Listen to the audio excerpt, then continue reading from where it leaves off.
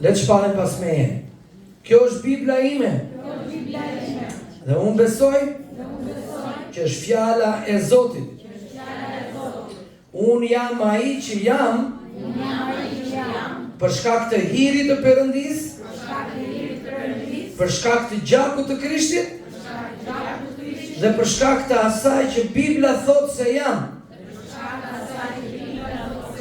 Unë nuk jam ai që njerëzit thonë se jam. Unë nuk jam ai që mendimet e mia thonë se jam. Unë nuk I besoj emocionet e mia. Ndjenjat e mia dhe rrethanat e mia. Ato janë gënjeshtare. Unë besoj vetëm fjalën e Zotit. Në fjala e Perëndis thot se unë jam biri I Perëndis. Jam I bekuar, jam I shëruar, jam I aprovuar, jam I gëzuar, sepse lajmi I mirë, mirësia e Zotit, plotësia e Zotit, banon brenda meje, dhe unë jam fitimtar. Fuqia e ringjalljes, që ngjalli Krishtin prej së vdekuris, banon në mua, në emër të Jezusit. Edhe djalli është poshtkave të mia. Amen, haleluja. Le të japim dorë trokëti e Zotit. Zoti është I mirë, edhe mirësia e Tij vazhdon për jetë. Ktheuni nga njëri tjetër dhe thoni, Zoti është I mirë. Ti je pjesa e Zotit. Dhe Zoti është pjesa jote. Gëzimi I Zotit është forca jote. Gëzohu sot. Në emër të Jezusit. Amen. Haleluja, lavdi Zotit. Ajo që Zoti më foli gjatë kohës së adhurimit ishte kjo. Unë shoh një mbret brenda teje ose një mbretëresh. Pra, nëse ti je vajzë ose je femër, ti je mbretëresh. Nëse ti je djalë apo mashkull, ti je mbret. Thoni njëri tjetrit këtë. Unë shoh një mbret brenda teje. Kalëro me fitore. Unë shoh një prift brenda teje. Ec në këtë vajosje. Amen. Haleluja. Nësa po mendoja për predikimin e sotëm, kisha pamjen kur në kohët e lashta luftët bëheshin me mbretër. Edhe ndonjëherë mbretërit që ishin të mirë për mos të vrarë shumë njerëz, ata rrezikonin jetën e tyre. Edhe ata dilin vetë përpara në betejë, merrnin kalin dhe përballeshin me mbretin kundërshtar. Ai që do të fitonte, do të merrte të gjitha benefitet dhe do të sundonte mbi çdo mbretëri tjetër. Edhe ka ndodhur një betejë 2000 vjet më parë. Ne I përkisnim sklevrit e mëkatit. Ne ishim nën sundimin e forcave të errësirës dhe mbreti I errësirës ishte djalli. Por gjithashtu kishte një mbret që ishte mbreti I dritës. Dhe mbreti I dritës është Jezus Krishti. Jezus Krishti doli në betejë. Ai është ushtar I madhërisëm, I veshur me fuqi hyjnore, dhe ai shkoi në betejë që ti dhe unë mos të rinim në skllavëri për gjithë jetën. 2000 vjet më parë, Jezusi doli në betejë. Dhe ai u përball me armikun ton, jo me armikun e tij. Një betejë ai e kishte fituar në momentin kur u zbulua krenaria, në momentin kur u zbulua mëkati në zemrën e djallit, që ishte Luciferi. Fjala e Zotit thot, Jezusi thot, unë e pas dhe vështrimi I tij e rrëzoi poshtë. Pse? Sepse vështrimi I Zotit ishte qortim. Kryengjëlli Mikael kur u përball me djallin, tha, Zoti të qortoft. Dhe djalli u largua. Vetëm kaq. Dhe Jezusi shkoi dhe u përball ku? Në kryq. Dhe në kryq ai fitoi. Ai u varos dhe shkoi në ferr, thot fjala e Zotit. Madje dhe atje fitoi e bëri ferin të heshte. Dhe ai u ringjall prej së vdekuris, dhe kur ai u ringjall, dërgoi frymën e shenjtë, premtimin e Atit, që të vinte në ne, që ti të thuash, unë nuk jam pa mbret, unë kam një mbret, që ti të thrasësh mbretin tënd që është Jezusi. Dhe kur ti thret të mbret, ti thret fitore. Prandaj thoni njëri tjetrit, thërite mbretin. Ai do të sjell fitore brenda teje. Jezusi e kishte emrin Emanuel, që do të thotë Perëndia me ne. Thoni njëri tjetrit, Jezusi është Perëndia me ty. Ti nuk je vetëm. Ati Perëndi është Perëndia për ty. Sepse ai dha birin e vet që të vdiste në kryq, të dilte si mbret, të luftonte betejën tënde. Fryma e shenjtë është Perëndia në ty. Dhe mbreti banon brenda teje tani. Mendojeni pak, mbreti i qiellit banon në mua. Mbreti i qiellit banon në ty. Mbreti i qiellit banon në ne. Dhe profeti Mikea kapitulli 4 vargu 9 është një thirrje për kishën sot. Dhe ai thot, tani pse po bërtet kaq fort? A nuk ka asnjë mbret brenda teje? Ndonjëherë ne si besimtar për shkak të problemeve, për shkak të situatave që ne kalojmë, ne lëshojmë klithma ose britma frike. Dhe Zoti është duke na thirrur. Vallë ka vdekur këshilltari yt. Kush është këshilltari yt? Profeti Isaia thotë që ai do të quhet mbret i mbret, edhe ai do të quhet këshilltari i admirueshëm. Kush është ky? Ky është Jezu Krishti, është Zoti fort në betejë, është Zoti që ka fituar, është Zoti që ka çliruar nga prangat e mëkatit. Prandaj ne duhet të këshillohemi me Zotin ton që është Jezu Krishti. Ai është pjesa jonë dhe ne jemi pjesa e tij. Që të kanë zënë dhembjet e lindjes si një grua që po lind. Një grua kur lind ka dhimbje të forta dhe vërtet. Keni kujdes. Ti ke një mbret. Ti ke një mbret, ti ke një fitimtar. Ti ke një Zot që është Zoti yt. Prandaj sot nëse ti ndihesh si në shtrëngim, nëse ti ndihesh në dhimbje të mëdha shpirtërore, fizike, thiri mbretit. Po ku banon ky mbret? Zbulesa kapitulli 1 vargu 6, fjala e Zotit thot, ai na bëri mbretër dhe priftërin. Le ta themi të gjithë. Ai më ka bërë mbret dhe prift për Perëndin dhe Atin qellor. Kush është ky? Jezusi, po ky je ti. Te zbulesa është duke na thënë që ne jemi mbretër dhe priftërin, kisha e Zotit. Ti je fëmijë i Perëndis, nëse Jezusi është biri i Perëndis, unë jam biri i Perëndis. Ti je biri i Perëndis, ti je bie e Perëndis, ti je mbretëresh dhe priftëresh. Çfarë bën mbreti dhe prifti? Ata ecin në vajosjen e fitores. Thoni njëri tjetrit, ec dhe jeto në vajosjen e fitores. Që tani merr autoritet. Unë kam autoritet në emrin Jezus. Dhe djalli është poshtë këmbëve të mia. Dhe fuqia e ringjalljes vepron në jetën time tani në emrin e Jezusit. Sepse unë jam bërë mbret dhe prift për Perëndin tim. Në emrin e Zotit Jezu Krishti. Amen. Aleluja. Ka dy mbretër që jetojnë brenda teje. Dhe kjo është zbulesa që unë do ta kuptoni ju sot. Një është Jezu Krishti, që është mbret mbi mbretër. Dy je ti.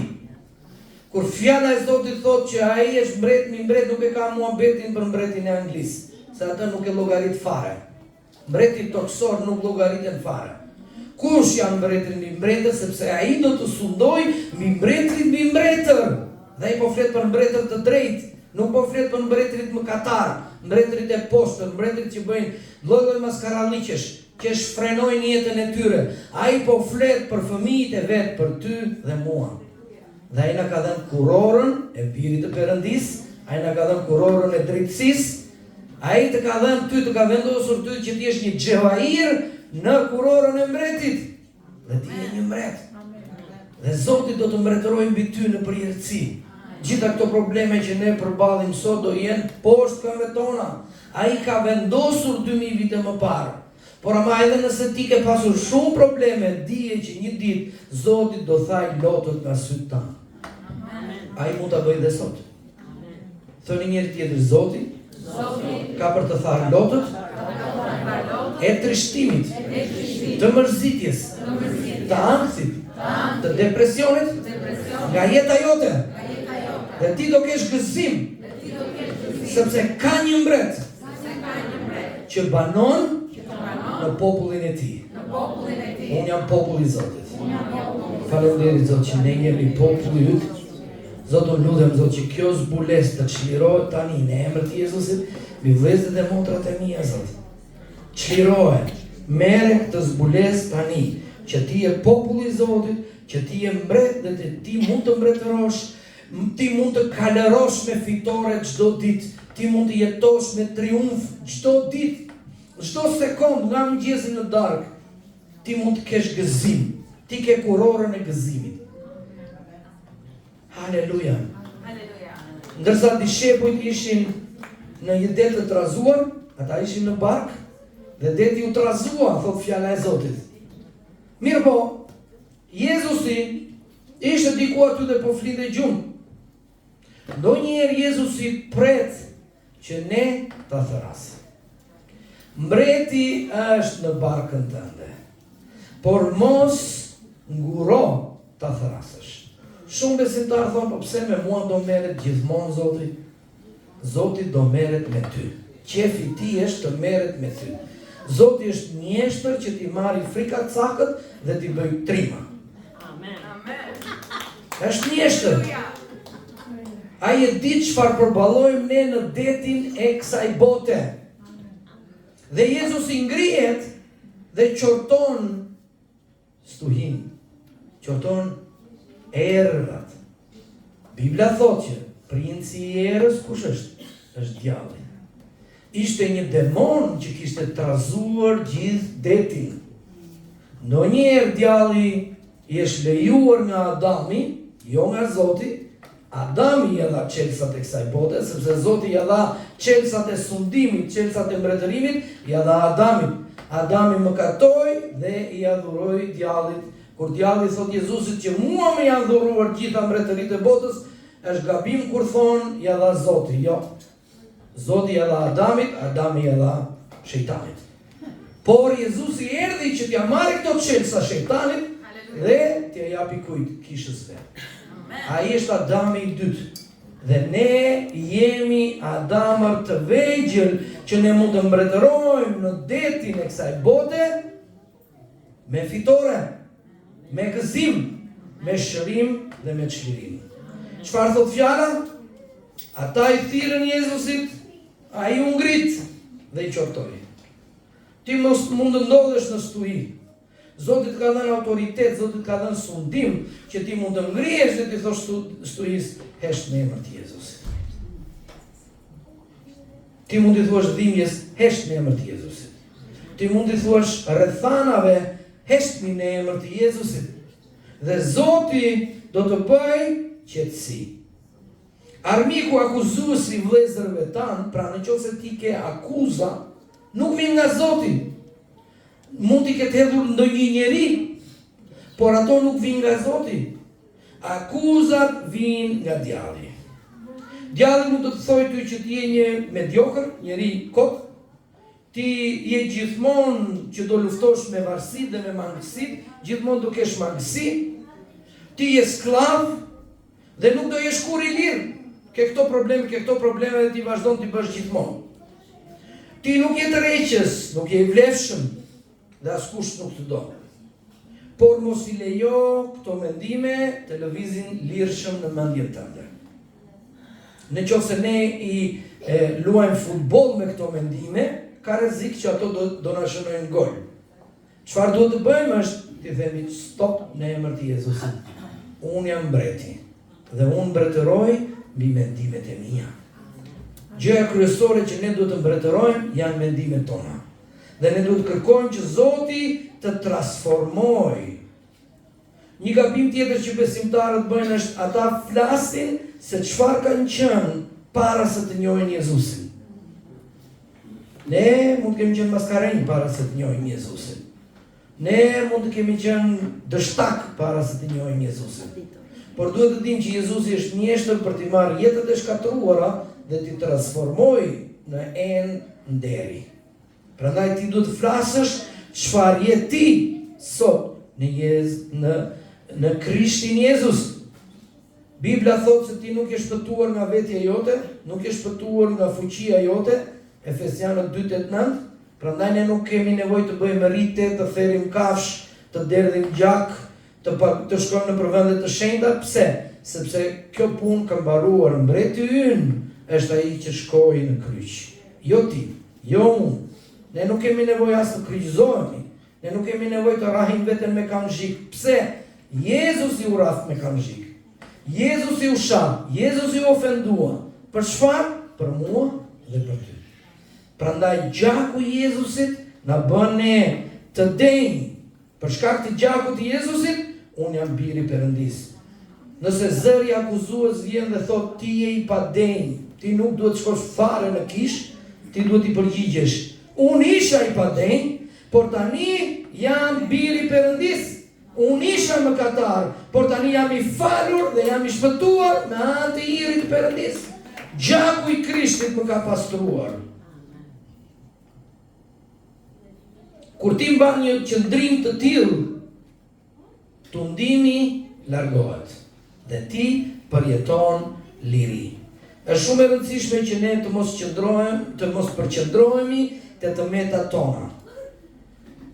Tek fakti që ne nuk I përmbushim kriteret.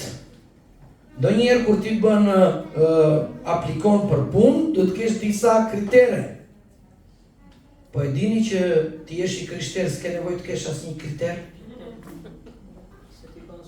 Thjesht duhet I hapësh zemrën Zotit. Është një dhuratë e pamerituar. Ti duhet ta marrësh dhuratën. Sepse nëse nuk e merr dhuratën, do ngjelet aty. Dhurata ka 2000 vjet që është falas për gjithë botën. Jo të gjithë e marrin. Merre dhuratën dhe jetoje në jetën tënde. Mbreti yt Jezu Krishti banon brenda teje. Ai do të ndihmojë të thyesh zinxhirët, të kapërsesh çdo pengesë që të del përpara. Vetëm lejoje që ai të sundojë mbi mendjen tënde, mbi zemrën tënde. Dhe atëherë ti mund të ngrihesh mbi çdo gënjeshtër të djallit dhe mund të sundosh mbi tundimin. Çfarë I tha Zoti I Kainit? Mëkati po të troket te porta, por ti mund ta sundosh. Nëse mund ta sëndonte Kaini që kishte vrarë vllajin dhe akoma Krishti nuk ishte vdekur, aq më shumë mund ta sundojmë ne mëkatin. Ne mund ta sundojmë mëkatin pse? Sepse fuqia e Zotit banon brenda nesh. Ne mund të ngrihemi mbi gjërat që na pengojnë vetëm duke I thirrur mbretit ton. Thiri Perëndis dhe ai do të këpuzë çdo pranë. Thiri Perëndis dhe ai do të qortoj erën dhe princi I errësirës do të hesht. Deti yt do të qetësohet. Si të krishterë, ne besojmë me zemër dhe duhet të rrëfejmë me gojë, thot Bibla. Kur ne bëjmë të gjë, ne shpëtohemi. Tani ky është besimi për shpëtimit që është dhuratë nga Perëndia dhe na e ka dhënë Zoti. Por ne duhet të rritemi në besim. Fjala e Zotit thot Romakët 10:17 që besimi vjen nga dëgjimi dhe dëgjimi nga fjala e Zotit. Ne do ta krejmë gjithë Biblën dhe duhet ta lexojmë dhe duhet të ushqemi me fjalën e Zotit. Bibla duhet jetë si bukë për ne. Shumë njerëz që kanë shumë pyetje rreth Zotit kanë probleme me Biblën. I qëndrojnë larg Biblës. Ka shumë të krishterë që mund të kenë me vite, po bisedoja me dikë në një qytet tjetër, jo në Tiranë, edhe po më shkruan dhe pastorë që kanë këto pyetje në kishën time. Qa mendon? Janë larg Biblës. Po kanë kaq vite besim, kanë vite në besim. Po kur e marrin Biblën, lexojnë zalafilla, o e di si e ka krijuar Zoti botën. Edhe ta ke mbyllin. Nuk e lexojnë. Ka dy fjalë që janë në Bibël. Njëra quhet Logos. Logos do thotë e gjithë njohuria e shprehur e Perëndis, dhe është Bibla e shkruar. Dhe fjala tjetër është Rema. Rema do të thotë është njohuri e zbuluar nga fjala, jo jashtë fjalës. Brenda fjalës së Zotit. Davidi ishte i pangrënë dhe kur ai shkoi te kryeprifti, i tha, a ke ndonjë gjë për të ngrënë këtu? Dhe ai thot, unë nuk kam asnjë gjë tjetër përveç bukëve të paraqitjes. Bukët e paraqitjes ishin bukët që liheshin në tempullin e Zotit dhe ishte simbolizimi i Krishtit. Ne duhet të ham bukën e paraqitjes. Davidi e ngrën bukën e paraqitjes dhe u forcua.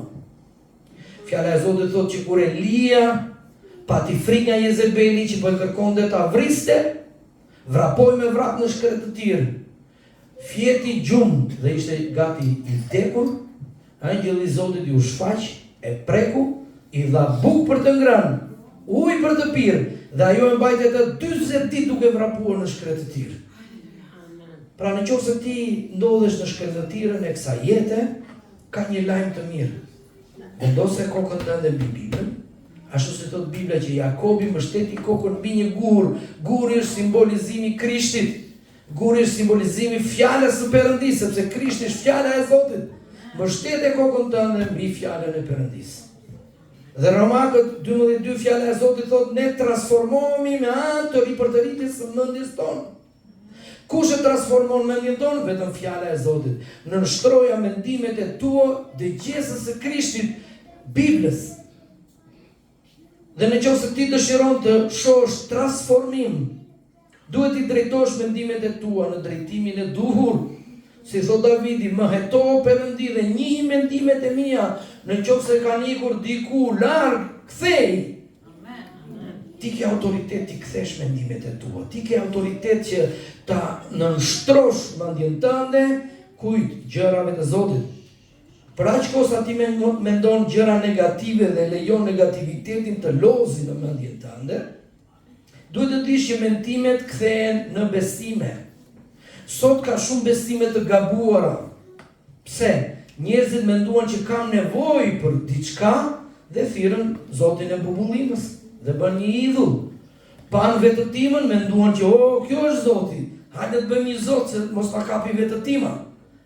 Dhe këto krijuan besime të gabuara, siç kemi bestytnit, të varrurit e gjërave për të përsyrin e keq. S'keni nevojë të mbani varse apo edhe buzylyk të zi që të shpëtoni ankthit të natës.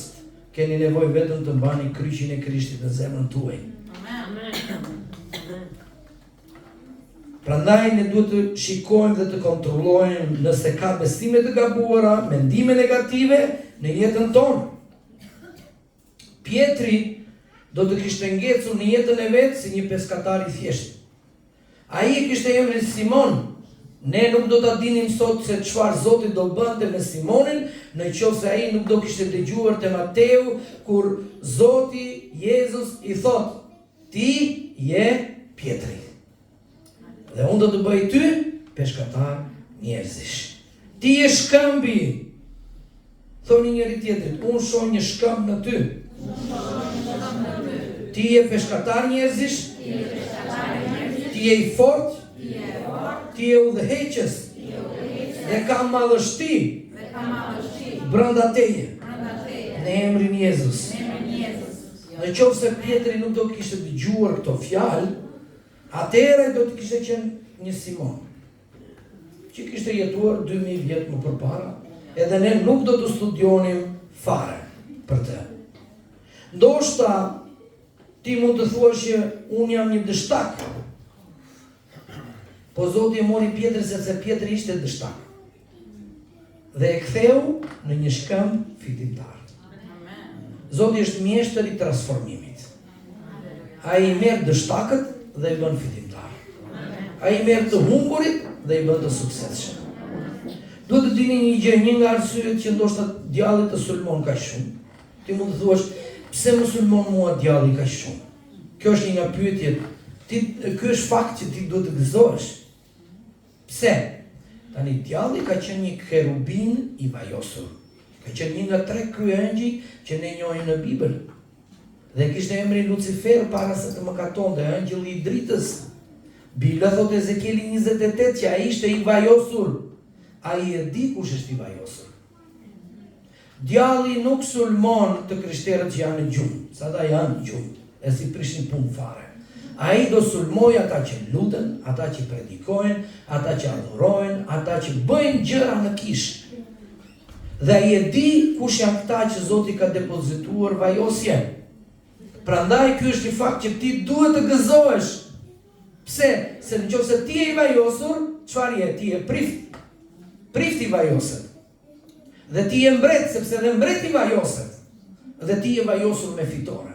Prandaj nga sot e tutje merre këtë mesazh soi, nga sot e tutje pavarësisht si ndihem, pavarësisht çfarë mendoj, pavarësisht çka kam dëgjuar, pavarësisht rrethanave, unë jam fitimtar, unë jam shkëmb, unë jetoj në shkëmbin Jezus. Çfarë tha Jezusi? Njeriu i zgjuar ndërtoi shtëpinë ku? Mbi shkëmb. Erdhi era, fryti era e fortë. Rashiu, u ngrit përmbytja, po shtëpia qëndroi. Pse? Sepse ishte qëndruar në shkëmbin Jezus. Ne nuk I ndërtojmë shtëpitë në rreth. Kam në ata që po I ndërtojmë, po pastaj kur vjen përmbytja një herë 20 vite, është shëndet, iku shtëpia. Gjithë investim. Prandaj investo në jetën tënde që ti të ndërtohesh me shkëmbin Jezus. Fillo të lexosh fjalën e Zotit. Fillo të thrasësh mbretin tënd, edhe fillo të thrasësh veten tënde fitimtar dhe mbret. Ti je një kryevepër. Ti nuk je I paaft. Ti je një kryevepër. Nëse ti mendon se je I paaft, e ke gabim. Ti do thosh unë jam kryevepër. Unë nuk jam I zakonshëm. Por unë jam krijuar si bashkëmbëtyrës së Zotit. Ky imazh u prish nga Adami. Pse? Se Adami mëkatoi dhe prishi imazhin, prandaj ti shikon një njeri tjetër brenda teje. Po kur ti u bëre krijesë e re, ti duhet të shikosh çfarë? Krijesën tënde të re. Dhe ti duhet ta prezantosh veten tënde me krijesën e re. Para shumë vitesh, unë kam pasur të njëjtin problem me veten. Por kam filluar para pasqyrës të them, ti je I bekuar, ti je I shëruar, ti je I aft, ti je I begatuar, bëheni këtë ushtrim. Kur të shkoni në shtëpi, dilni para pasqyrës dhe shpalleni të vërtetën, shpalleni fjalën e Zotit për atë që ti je ku në Krishtin Jezus. Atë që Jezusi fitoi në ty. Ti je mbret dhe ti je prift. Shpallë këtë gjë. Ai të ka pajisur me gjithë shka që ty të nevojitet. Ti je I talentuar, ti je I aft, ti je disiplinuar, ti je I fokusuar, ti je I fort dhe ti je I pajisur me fuqinë e Zotit. Jepini Zotit lavdi. Ka ardhur koha që ti do të bësh pjesën tënde. Nuk është se ne s'du të bëjmë asgjë. Ne du të punojmë për shpëtimin ton dhe me shpëtimin ton, thot letra drejtuar Filipianëve. Si punojmë ne për shpëtimin? Duke shpallur fjalën e Zotit. Pra, dije se kush je. Thoni njëri tjetrit, dije se kush je. Miratoje veten tënde, duke I folur fjalën e Zotit. Shpallë që ti je I bekuar, që je I shpenguar dhe je I suksesshëm, sepse Zoti të ka aftësuar në emrin Jezus. Amen.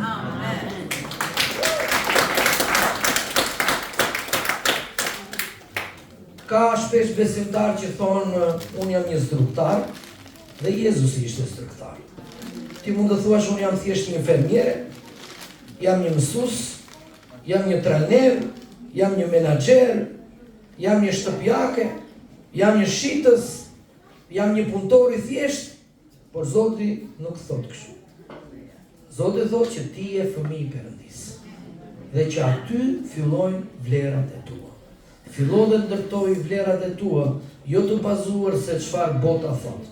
Prandaj shpesh erë shpall që unë nuk jam ai që bota thot se jam, nuk jam ai që njerëzit kanë thënë se jam, kushdo që të jetë, gjyshi jam, nuk e di çfarë kanë thënë ata.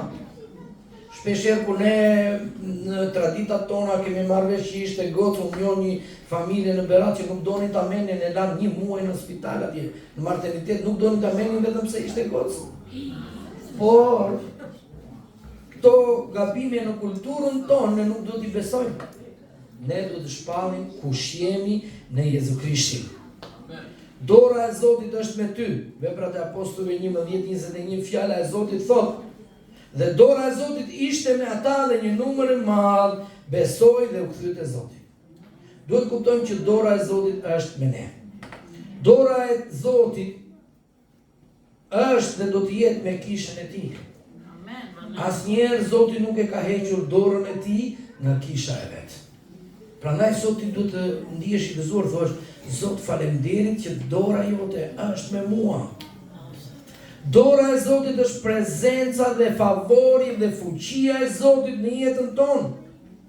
Dora e Zotit është fuqia e Perëndis që lëviz në kishën e tij. Dhe ti je pjesë e kishës, je bler me gjakun e Krishtit. Edhe Zoti nuk do të lëri ty pa dëshmi.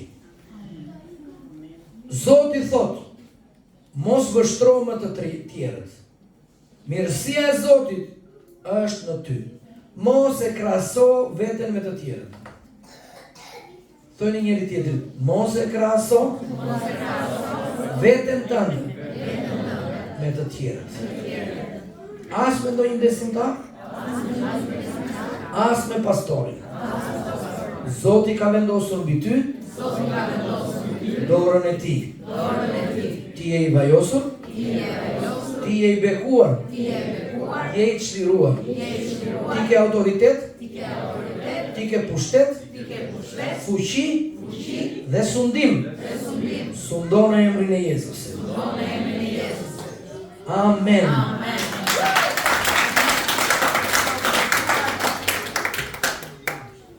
Fjala e Zotit thotë që dora e Zotit ishte mbi gjithë kishën, te Veprat e Apostujve, dhe Zoti shoqëronte me shenja dhe me mrekulli. Dhe dora e Zotit është me ne të gjithë. Fjala e Zotit thotë te Zbulesa 12:11, dhe ata fituan me anë të gjakut të qengjit dhe me anë të fjalës së dëshmisë së tyre. Dy gjëra kemi fitoren. 1. Gjaku i qengjit, thamë, mbreti doli në betejë, dha gjakun e tij dhe fitoi. 2. Dëshmia e fjalës tonë. Çfarë dëshmojmë ne ka shumë rëndësi. Dhe unë këtë dua që ju të mësoni sot, që kur të shkoni në shtëpi, gjeni një moment dhe dilni para pasqyrës dhe thuaj vetes, ti je i bekuar. Ti je i vlefshëm. Dora e Zotit është mbi ty. Është shumë e rëndësishme që ju ta bëni me zë. Jo me mendje. Jezusi nuk e mundi djallin me mendje. Ai e mundi me zë. Mos e lër djallin të ketë fjalën e fundit, por të shpallë fjalën e jetës. Le të shohim gjithë të këmbë. Le të mbyllim syt.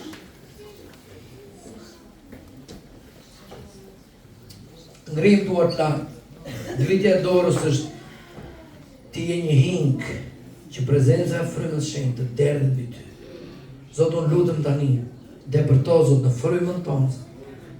Perëndi, dora jote është me ne, Zot. Edhe unë të falenderoj që dora jote e mëshirshme, e hirshme është mbi mua tani. Thuaj bashkë me mua. Të falenderoj që dora jote e mëshirshme është mbi mua tani. Unë jam I rrethuar nga mirësia jote. Ti po ndriçon tani mendjen time. Drita e Zotit hyr në korridoret e mendjes time. Më rretho me fuqi, me sundimin tënd. Jezus, unë të shpall ty që ti je mbreti im. Ti po ndriçon përmes meje. Ti më ke aftësuar të bëj gjëra të mëdha. Unë kam favor. Unë kam falje. Unë kam gëzim. Unë kam sukses. Unë kam barësi. Dhe kudo ku unë vendos dorën, do ketë bekim, shërim dhe çlirim në emrin e Zotit Jezus Krisht. Amen. Haleluja. Le t'japim dorën e Zotit.